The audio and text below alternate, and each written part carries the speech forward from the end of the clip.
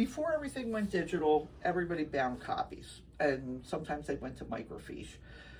These bound copies, we have a set, the Conservancy has a set, and at one point the Chestnut Hill Library had a set, but apparently there was some flood in their basement and they brought all of theirs back here. So we had more than we needed. They were piled up all over the newsroom, and then the newsroom decided to pile them all up over our area. Depending on the early years, we really don't have copies, but once you get to like the 70s, like late 60s and kind of through to like 2018, we had copies. I believe that the Conservancy is going to digitize them. We were looking at having them digitized. We were looking for a vendor, but you know, with the way the things are kind of going with, you know, the pandemic, the economy, stuff like that, it was really an expense that we couldn't justify doing, since we still had the books and we can do it whenever.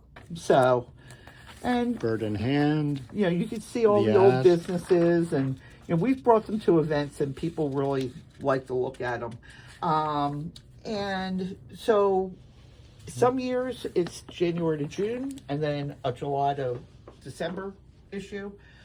Some years it's just the full year. This one is a full year. But once you get into the 80s, they're usually split into 6 months. I think 80 was the last time we did a full year, and then we started splitting them in half. I have a really difficult time throwing something like this out because it's history. Yes.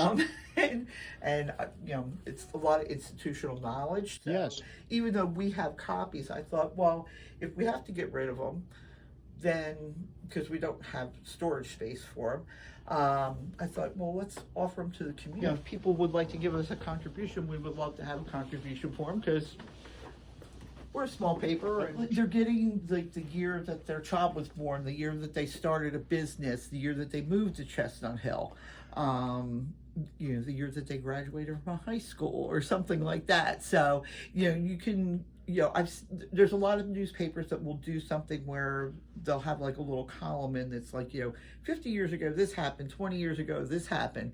Well, this is your opportunity to kind of get, you know, that significant year to you and just have it, you know, so you have a little piece of history in your hand.